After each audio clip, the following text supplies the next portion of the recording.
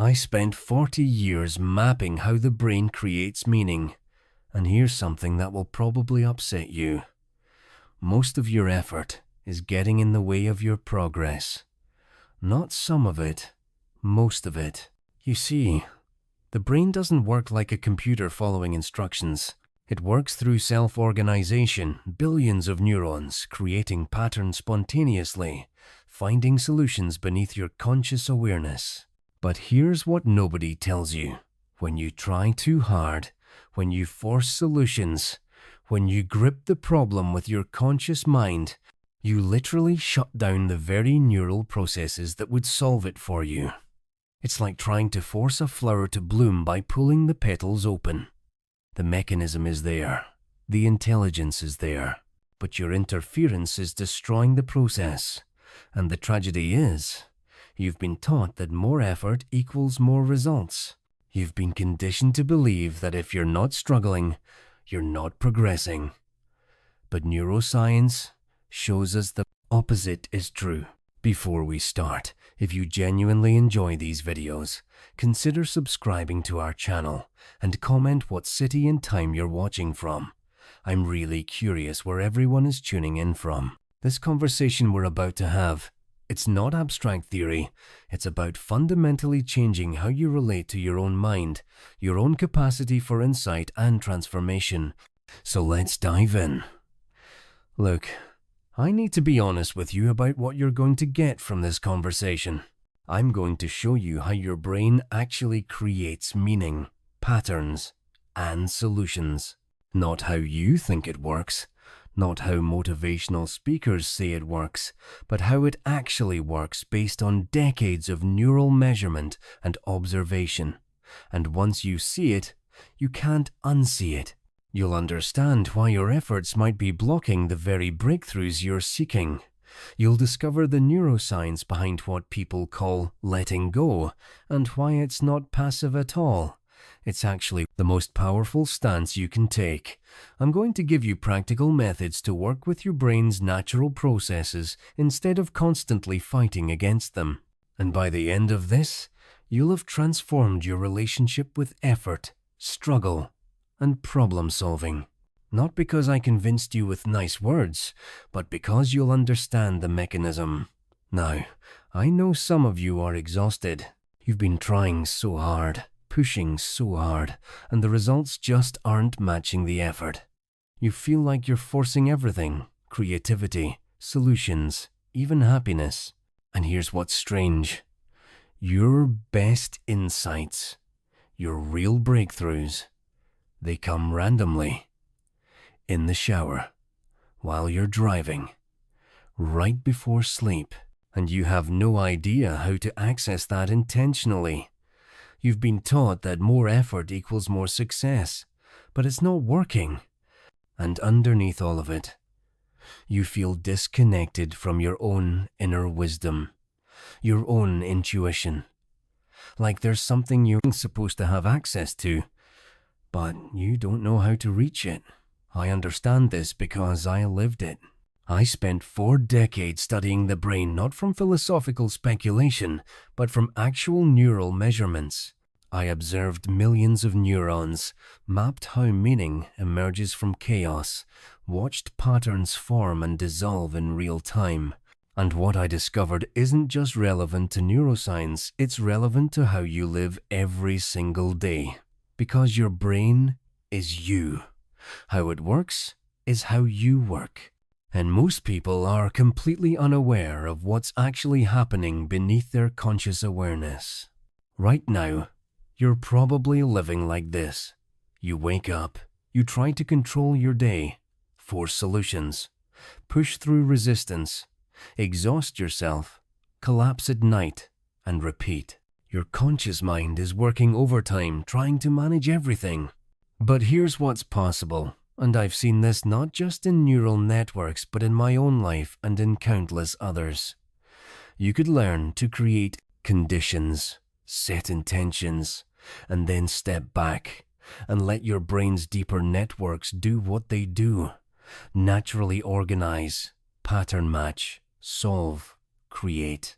Imagine having access to that intelligence intentionally, not just randomly when you happen to be in the shower. Now, most people here do nothing, and they think it means giving up or being lazy. But what I'm talking about is completely different. Your brain has multiple levels of processing.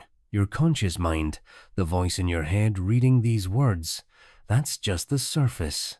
Beneath it, there are vast neural networks running simulations, testing patterns, organizing information, all without your conscious effort. When you try to control everything consciously, you're like someone trying to manually control their heartbeat. You're interfering with an automatic process that works better without interference. What I'm offering you isn't motivational fluff. This is hard neuroscience translated into practical wisdom. I'm going to show you exactly how your brain creates order from chaos, why effort can block progress, and how to create the conditions for your brain to do what it already knows how to do. You'll walk away with both the understanding and the practice. And I want you to know something. If you feel stuck right now, if you've tried everything and still haven't broken through, if you wonder if you're broken or missing something everyone else has, you're not broken. Your brain is extraordinary. You've just never been taught how it actually works. And once you see it, once you understand it, everything changes. Not because you're doing more, but because you're finally allowing what's already there to emerge. Let me tell you a story that changed everything for me. Early in my career, I was running experiments with rabbits, studying their olfactory bulbs, the part of the brain that processes smell. The prevailing theory at the time was straightforward. Each smell would create a specific, organized, electrical pattern in the brain. You present the rabbit with the smell of banana, you get pattern A. You present the smell of peppermint, you get pattern B. Simple, clean, organized. That's what we expected to find. But that's not what we found. Instead, when we measured the electrical activity, what we saw looked like chaos. Complete chaos. No organized patterns, no clean signals, just what appeared to be random electrical noise. And I'll be honest, my first response was frustration. I thought our equipment was broken. I thought we were measuring it wrong, because it didn't make sense. How could the brain create meaning from chaos?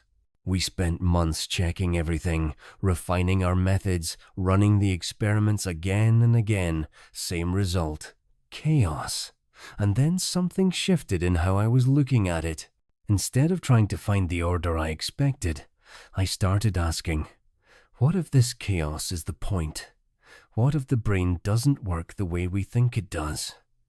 And that's when I saw it. The chaos wasn't random. When the same smell was presented again, the chaos reorganized itself into a similar pattern. Not identical, but similar. The brain wasn't storing the memory of that smell like a file in a computer. It was recreating it fresh each time through self-organizing patterns emerging from chaos. Every time the rabbit smelled banana, billions of neurons were spontaneously coordinating, creating a pattern that meant banana without any central controller telling them what to do. Do you see what this means? Your brain doesn't retrieve memories, it creates them new each time. It doesn't follow a predetermined program, it self-organizes in the moment based on current conditions. And most importantly, the order, the meaning, the pattern, it emerges from chaos. It doesn't start with order and maintain it. It starts with chaos and creates order spontaneously. This completely shattered how I understood not just the brain, but how change happens, how insight happens, how breakthrough happens. You don't create order by imposing control from the top down. You create conditions that allow order to emerge from the bottom up. And that changes everything about how you approach problems, creativity, your own transformation.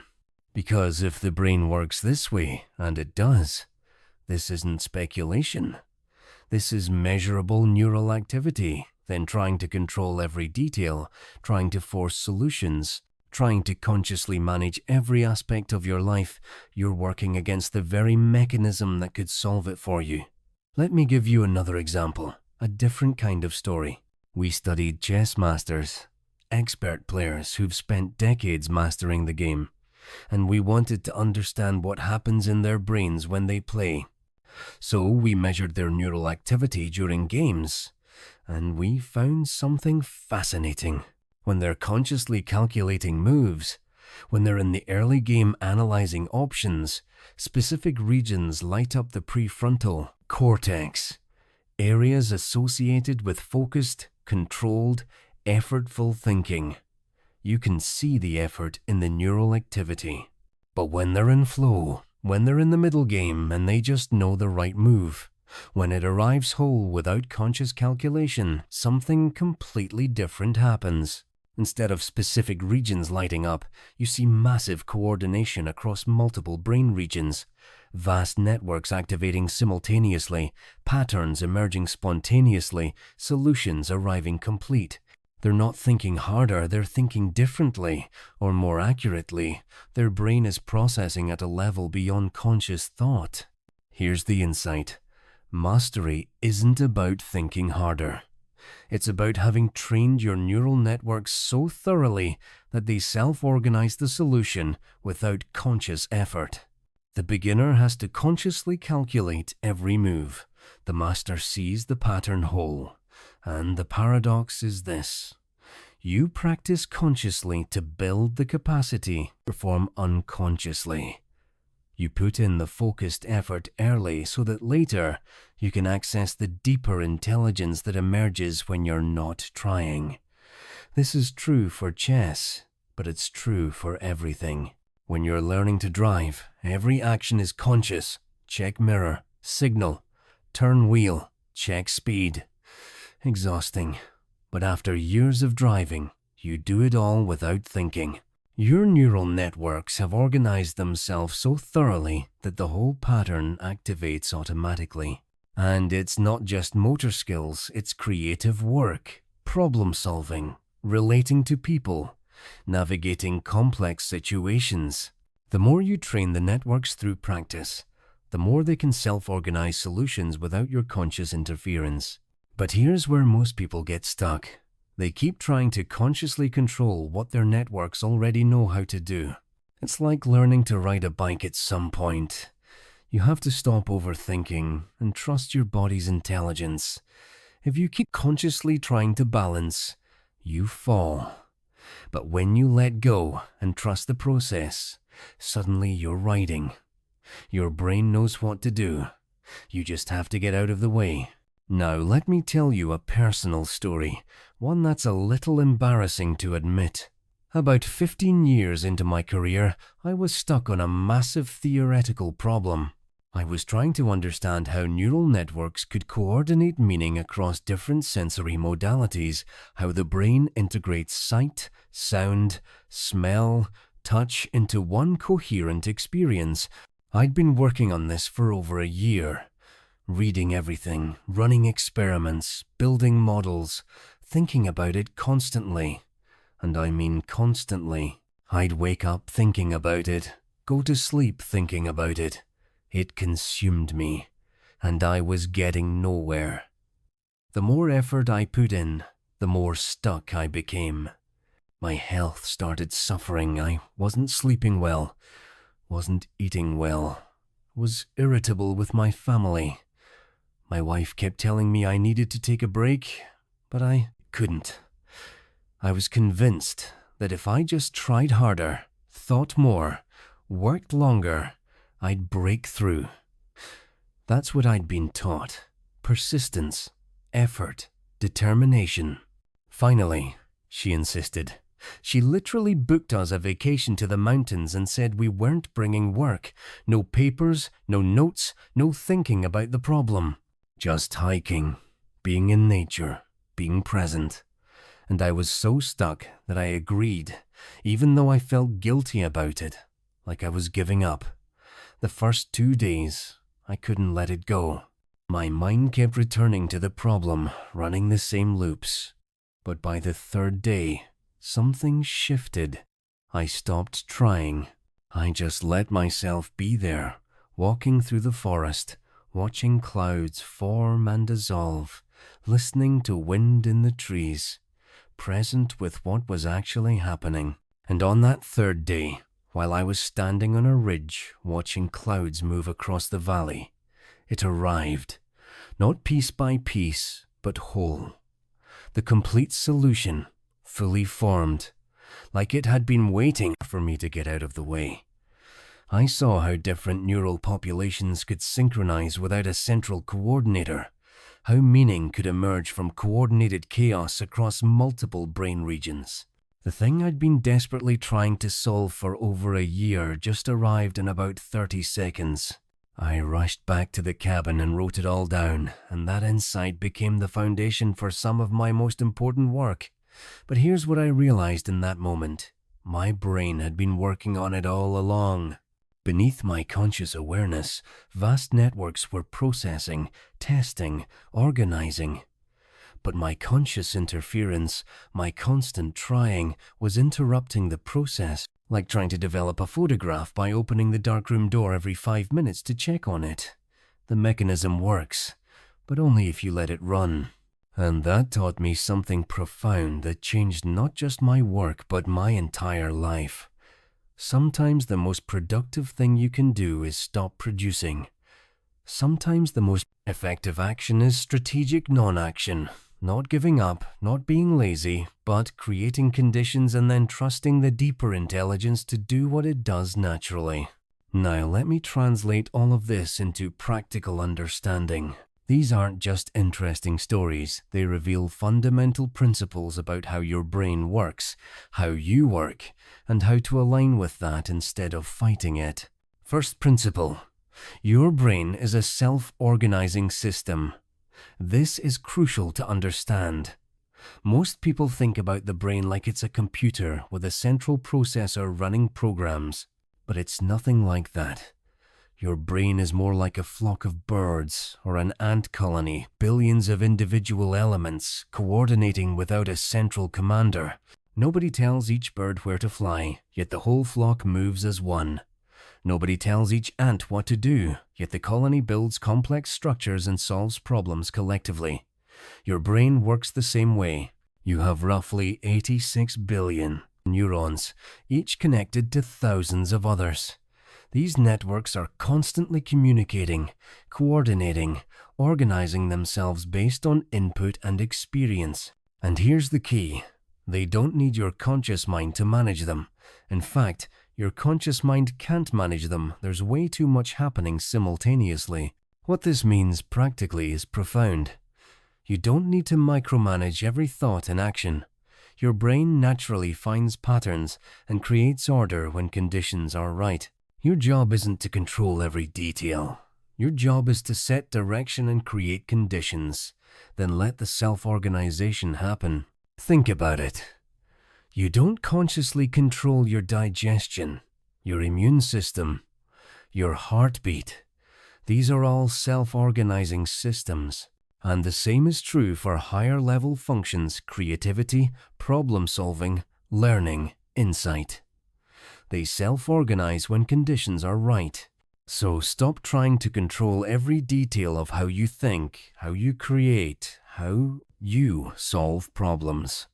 Start focusing on creating the right conditions: good input, clear intentions, adequate rest, varied experience, and trust your brain to organize the rest.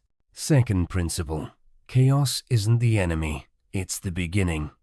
This is one of the hardest things for people to accept because we've been conditioned to believe that order is good and chaos is bad. But what I discovered in those rabbit experiments is that chaos is where meaning comes from. Order doesn't create order. Chaos creates order. There's a difference between noise and chaos. Noise is truly random. There's no pattern, no structure. But chaos has hidden order. It looks random, but underneath there are patterns, attractors, structure. Your brain operates in this state of controlled chaos. When you encounter something new, neural networks activate in what looks like chaotic firing. But out of that chaos, patterns emerge, meaning forms, understanding arrives. What this means for your life.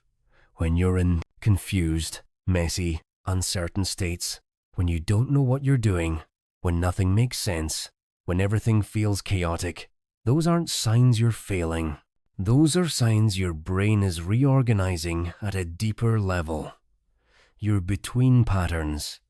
The old pattern has dissolved, the new pattern hasn't formed yet, and that in-between state feels like chaos. Most people panic here. They try to immediately resolve the chaos, force order, get back to certainty. But that aborts the process. It's like a caterpillar in a cocoon. Inside that cocoon, the caterpillar doesn't just grow wings. It completely dissolves into cellular soup, total chaos, and then reorganizes into a butterfly. If you opened the cocoon during that chaotic phase and tried to fix it, you'd kill it. Your transformation works the same way. Sometimes you have to let things fall apart so they can reorganize into something better. Sometimes you have to stay in the confusion without rushing to resolve it, trusting that your brain is doing what it needs to do beneath conscious awareness. The chaos is not your enemy. It's the substrate from which new order will emerge. Third principle. Conscious effort has a threshold. Your conscious mind is extraordinary at certain things: focused attention, sequential logic, language, explicit reasoning. But it has severe limitations. Research shows you can hold about 7 pieces of information in conscious awareness at once. That's it. Meanwhile, your unconscious processing handles millions of pieces of information simultaneously. Complex problems, and most real problems are complex, require coordinating thousands of variables, seeing patterns across vast amounts of information, making connections between distant concepts. Your conscious mind simply cannot do this.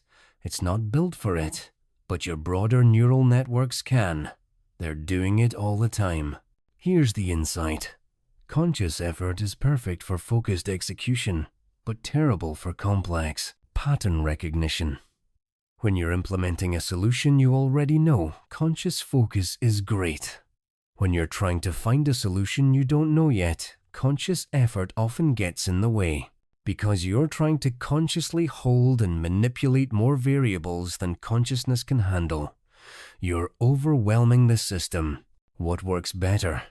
Use your conscious mind to set the question, to define what you're looking for, to direct attention.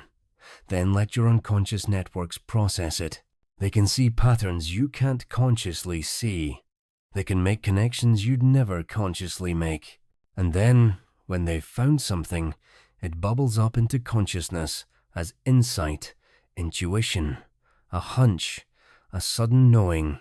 This is why Einstein said his biggest breakthroughs didn't come from rational thought. They came as complete visions he then had to translate into mathematics. This is why musicians talk about music arriving, not being constructed.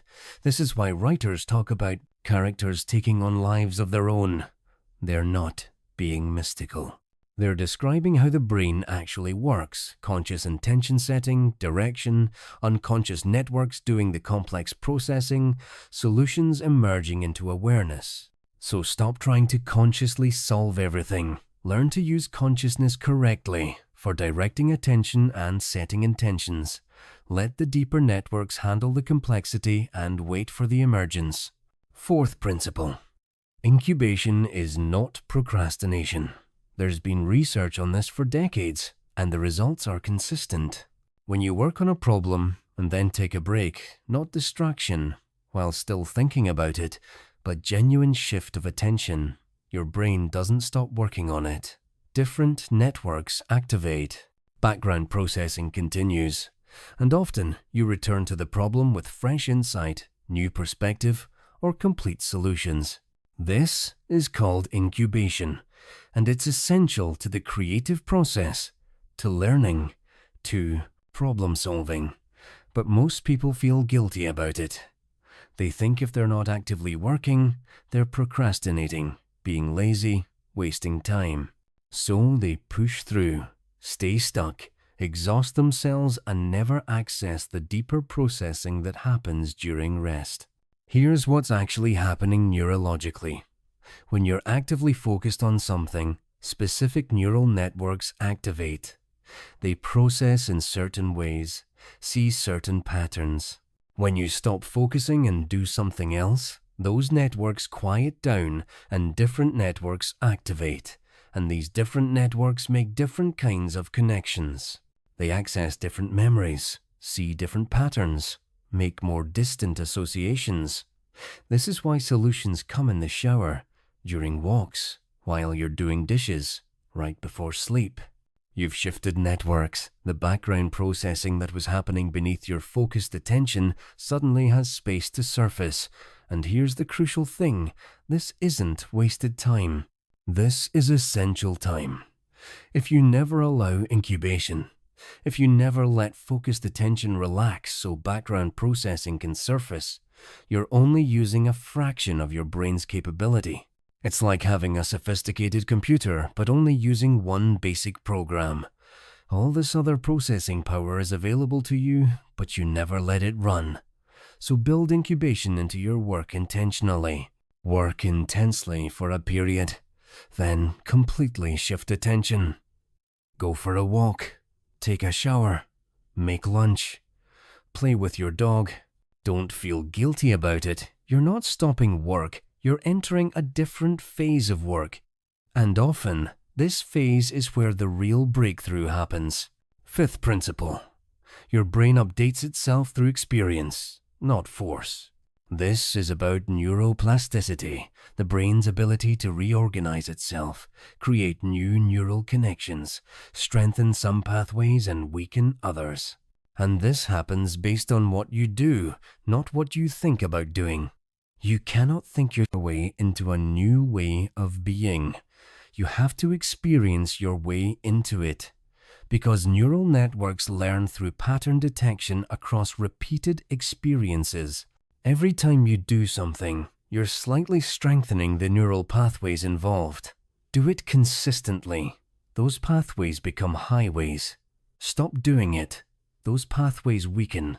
Your brain is constantly reorganizing based on your actual behavior. This is why willpower and force change usually fail.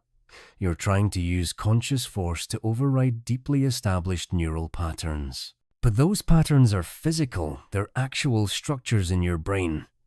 You can't dissolve them through willpower alone. You dissolve them by building alternative patterns through repeated different experience. Here's the practical implication. Small, consistent actions reshape your brain more effectively than intense, sporadic effort. If you want to change something, a habit, a way of thinking, an emotional pattern, you don't need to try harder. You need to practice differently, consistently, patiently. You're not fighting your brain, you're training it. And training works through repetition, not force. This requires a different relationship with change, less heroic, more patient. Less I will force myself to be different, more I will practice being different until it becomes natural.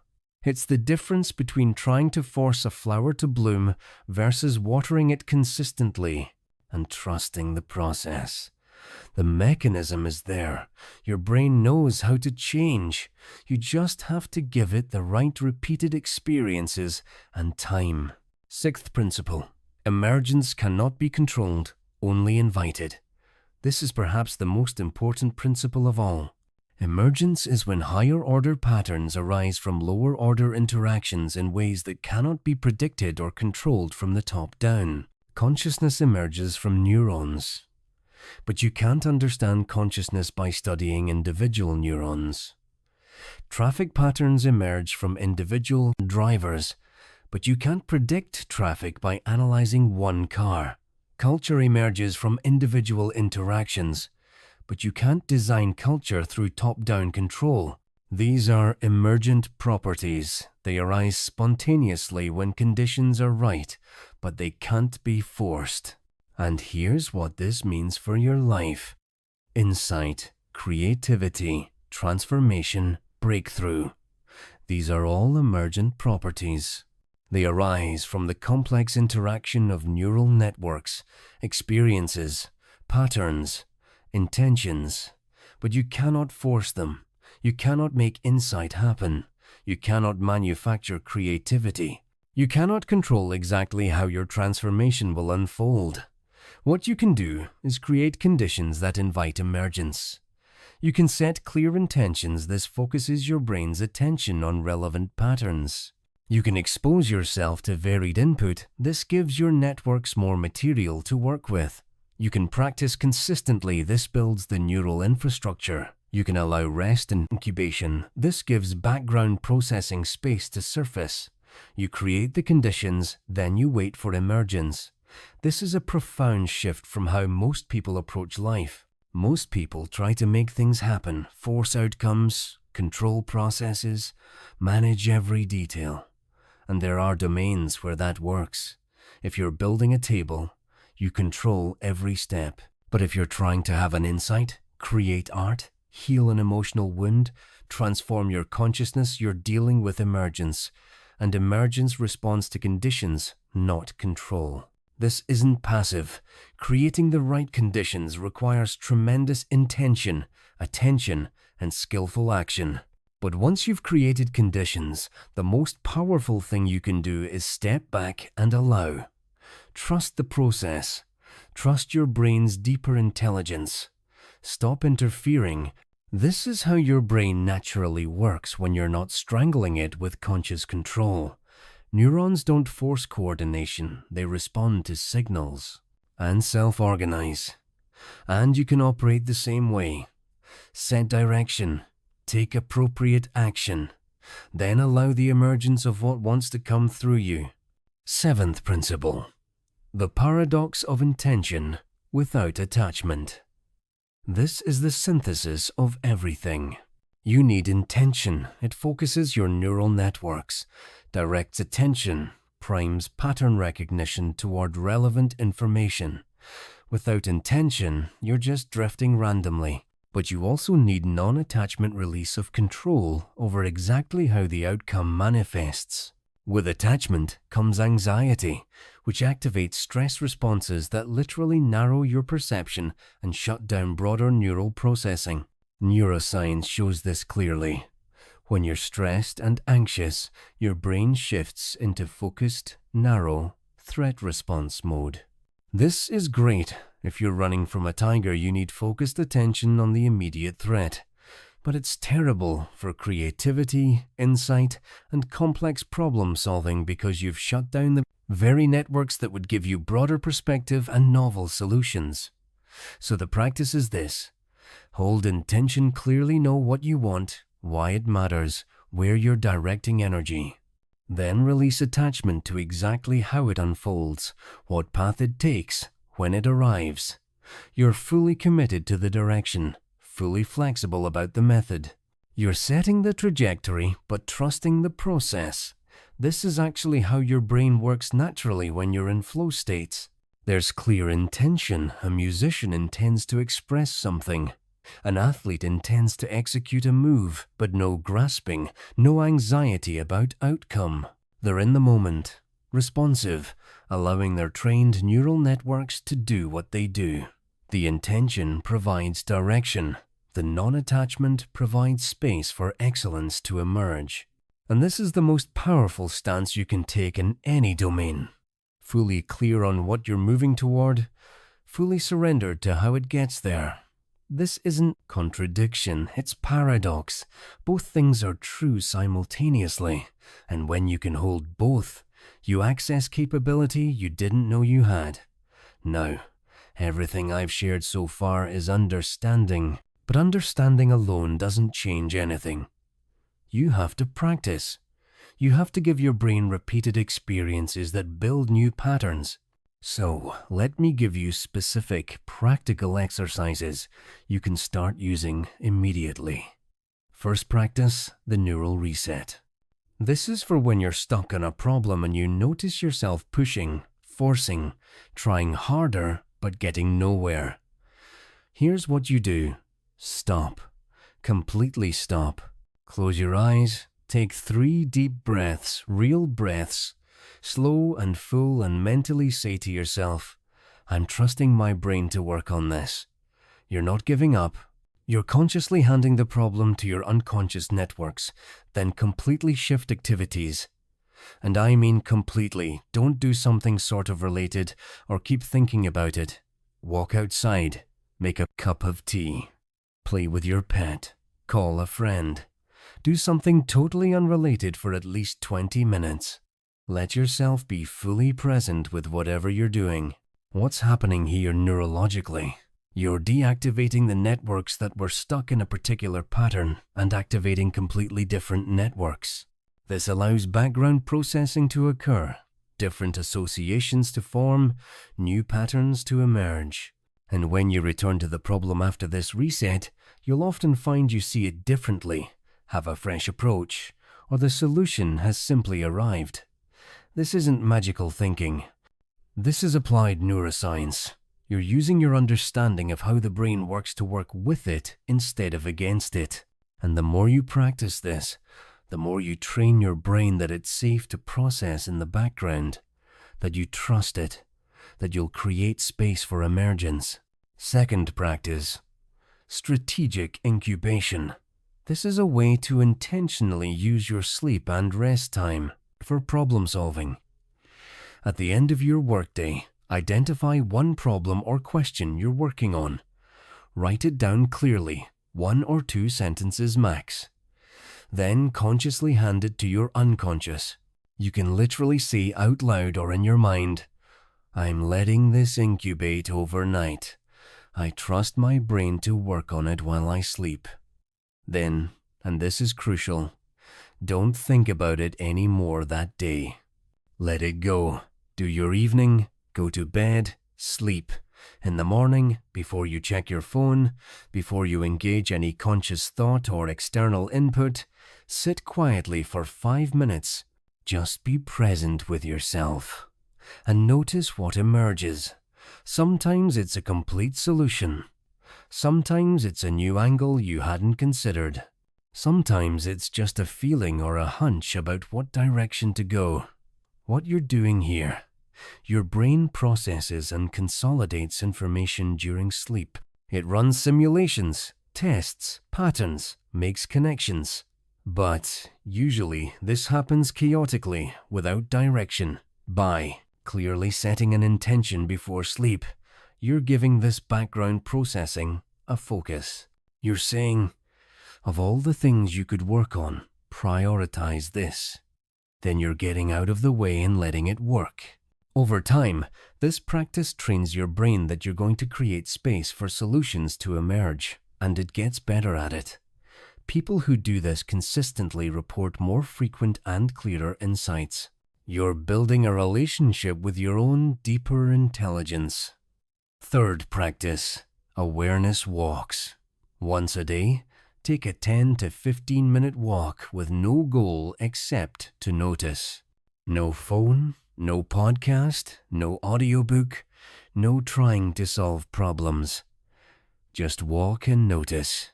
Notice light, sounds, textures, temperature, the feeling of your body moving, your breath, whatever is actually here. This isn't wasted time. This is essential time. Your brain has something called the default mode network, a set of regions that activate when you're not focused on any specific task. And this network does incredibly important things. It consolidates learning from your day. It makes connections between disparate pieces of information. It processes social and emotional information. It generates insights. But the default mode network only activates when you're not actively focused on external tasks. And in modern life, most people never let it activate. They go from task to task, phone to computer, meeting to email, always externally focused. So, this essential neural processing never happens, or only happens right before sleep when they're too tired to notice the insights. The awareness walk creates space for your default mode network to do its work. And many people report that their best insights, their moments of clarity, their creative breakthroughs happen during these walks. You're not trying to have insights that would defeat the purpose. You're just creating the conditions where insights naturally emerge. This practice also trains something else crucial: present, moment awareness. Most people live almost entirely in their heads, in thoughts about past and future, barely aware of what's actually happening right now. But present moment awareness is the ground state from which everything else arises. Insights, intuition, flow states, creativity, they all happen in the present moment. So, training your ability to be here, noticing what is, this builds fundamental capacity. Fourth practice, the completion ritual. Most people work like this. They do something, then immediately jump to the next thing. Their brain never gets a signal that the previous thing is done, so it keeps processes running in the background. By the end of the day, they have dozens of unclosed processes running simultaneously, creating mental exhaustion and preventing the self-organization that happens during rest. Here's the practice. When you finish a work session, don't just stop and move on. Take 60 seconds to consciously complete. Close your eyes, or just pause, take a breath, and internally acknowledge what you did. You can say something like, I worked on X. I did what I could do for now. I'm complete with this. I'm trusting the process to continue. This signals to your brain that it can shift modes from active focused processing to background integration. It closes the loop, and this seemingly simple practice has profound effects. People report feeling less mentally exhausted, sleeping better, having more mental clarity, and getting more insights because their brain actually has space to process instead of trying to keep 50 things active at once. It's like closing apps on your phone instead of leaving them all running in the background. Same principle. You're managing your mental energy consciously, working with how your brain actually functions. Fifth practice, chaos tolerance training. This is about building your capacity to stay with uncertainty, confusion, and mess without immediately trying to resolve it. Because remember, chaos is the beginning of new order, but most people can't tolerate the discomfort of chaos, so they abort the process right before breakthrough. Here's the practice. When you notice yourself in confusion, mess, or uncertainty, and you feel that strong urge to immediately fix it, resolve it, make it clear again, pause, take a breath. Say to yourself, this chaos is my brain reorganizing. I don't need to fix this right now. Then consciously stay with the discomfort of not knowing for 5 minutes. Just breathe. Notice the sensations in your body. Let the uncertainty be there. You're not trying to stay confused forever. You're training your nervous system to tolerate the natural chaos that precedes breakthrough. Because if you always immediately resolve uncertainty, you never allow the deeper reorganization that would give you genuinely new insight. You just keep recycling the same patterns you already have. This practice builds what's called distress tolerance, your capacity to be with uncomfortable states without needing to escape them. And this is one of the most important capacities you can develop, because all growth, all transformation, all genuine breakthrough requires passing through periods of uncertainty. If you can't tolerate that, you'll always abort the process and stay within your existing patterns. Start small. 5 minutes of staying with confusion won't kill you. And over time, you'll find you can tolerate longer periods, and that your insights come deeper and more frequently because you're giving the process space to complete. Sixth practice, the allowing experiment. This is about testing the whole approach in real life. Pick one area of your life, where you're currently forcing, pushing, exhausting yourself. Maybe it's a work project, maybe it's a relationship issue, maybe it's trying to change a habit, something where you're trying really hard but not getting results proportional to effort. For 1 week, try this. Set a clear intention for what you want. Write it down. Be specific about the outcome you're moving toward. Then release control of how it happens. Stop micromanaging. Stop forcing. Stop trying to control every detail. Take obvious actions that present themselves naturally, but stop the pushing and grasping. And here's the key. Pay attention. Notice what emerges. Notice what your brain solves when you're not strangling it with effort. Notice opportunities that appear when you're not tunnel visioned on your plan. Notice how it feels in your body to approach something this way. This is an experiment, not a permanent commitment. You're testing whether your brain's self-organizing intelligence might work better than your conscious control. And usually, if you do this honestly, you'll find it does. Not always. There are times when focused effort is exactly what's needed. But more often than you'd think, allowing works better than forcing. And the most sophisticated version of this is knowing when to apply effort and when to allow.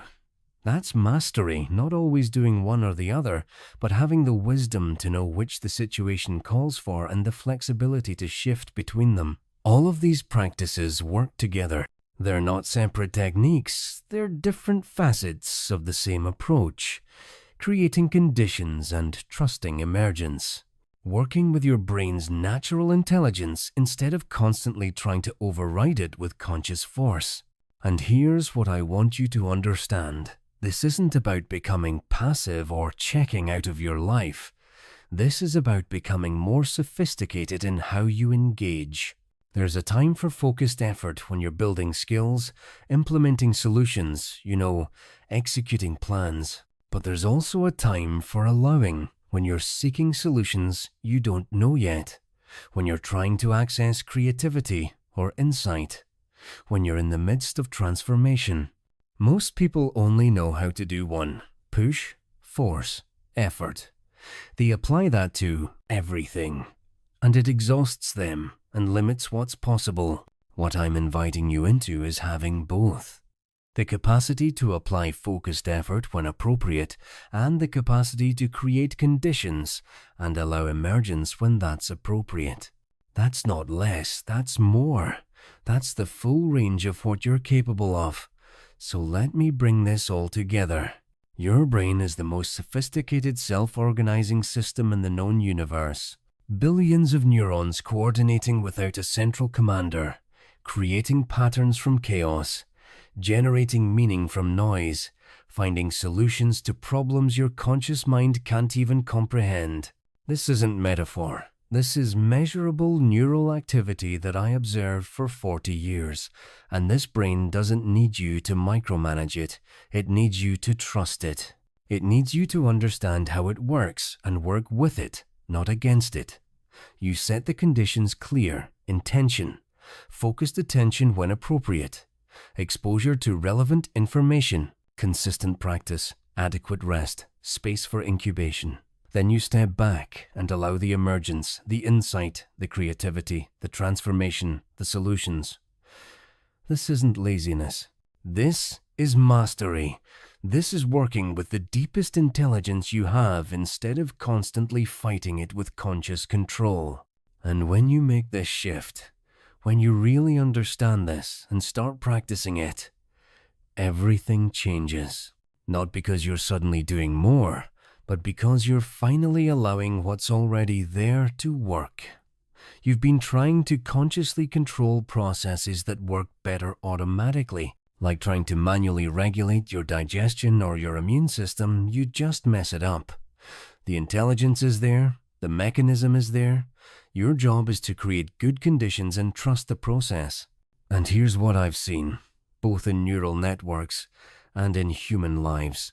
When you do this, when you create conditions and allow emergence, you access capability you didn't know you had. Solutions appear that your conscious mind never would have found. Creativity flows that you couldn't force. Transformation happens that you couldn't manufacture, because you've stopped interfering with the process and started supporting it. This is what I mean by doing nothing and watching it all fall into place. Not actual, nothing. You're creating very specific conditions, you're setting clear intentions, you're taking appropriate actions.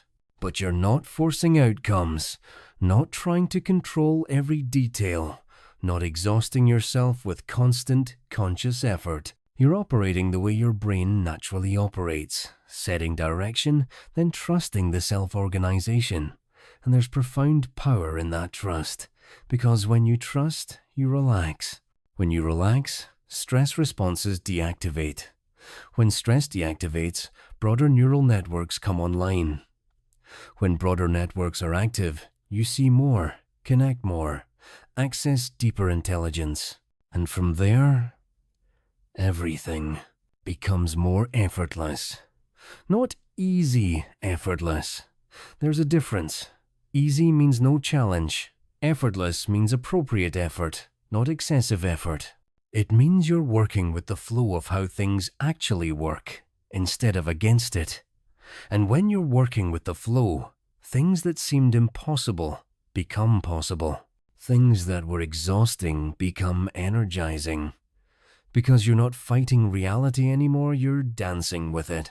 So here's what I want you to take away from this. The one big insight. You are not broken.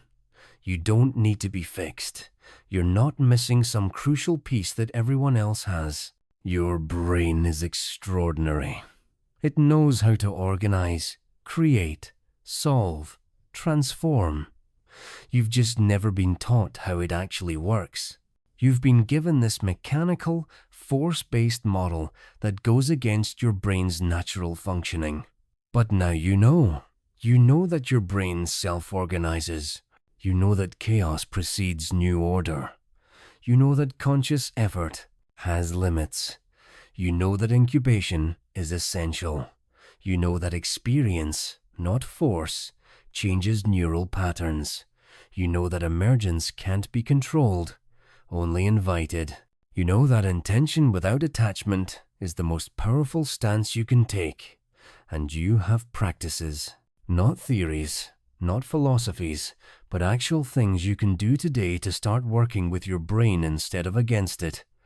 The neural reset when you're stuck, strategic incubation before sleep, awareness walks for default mode processing, completion rituals to manage mental energy, chaos tolerance training to allow deeper reorganization, the allowing experiment to test this in real life.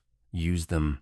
Practice them, not once, but consistently until they become natural. Because remember, your brain changes through repeated experience, not through understanding alone. You can understand everything I've said and still operate the old way if you don't practice the new way. But if you practice, if you give your brain repeated experiences of this different approach, new neural patterns form.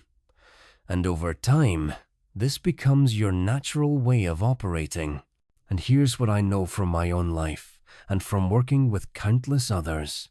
When you make this shift, when you start working with your brain's natural intelligence, everything changes.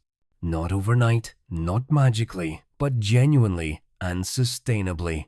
You find solutions you couldn't find before.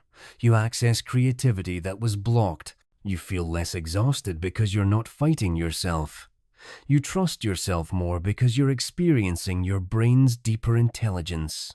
And you move through your life with more ease, more flow, more capability. This is available to you. Not someday, not after you fix yourself or learn more or become different. Now, because you already have everything you need, you have this extraordinary brain that knows how to self-organize, create patterns, find solutions. You just need to create the right conditions and trust the process. So, here's my final message to you. The thing I want you to remember: I am not broken. My brain knows how to organize, create, and solve. I am learning to create conditions and trust the process. I am allowing emergence. Say that to yourself, not once, but regularly. Because you're not just saying words, you're training your brain to believe something true that you've forgotten. You're reminding yourself of the intelligence you actually have. And as you remind yourself, as you practice, as you create conditions and allow emergence, you'll find it's true. Not because I convinced you, but because you experience it directly. If this resonated with you, make sure to subscribe for more content like this. Hit like to support this message getting out to more people who need to hear it. And drop a comment sharing your own experience with effort versus allowing. I genuinely love to hear from you. Where are you stuck in forcing? Where have you experienced the power of allowing? Share your story because it helps others, and it helps me understand what's most useful to explore in future videos. Remember, you have everything you need already inside you. You're not missing anything. You're just learning to let it work, and that changes everything.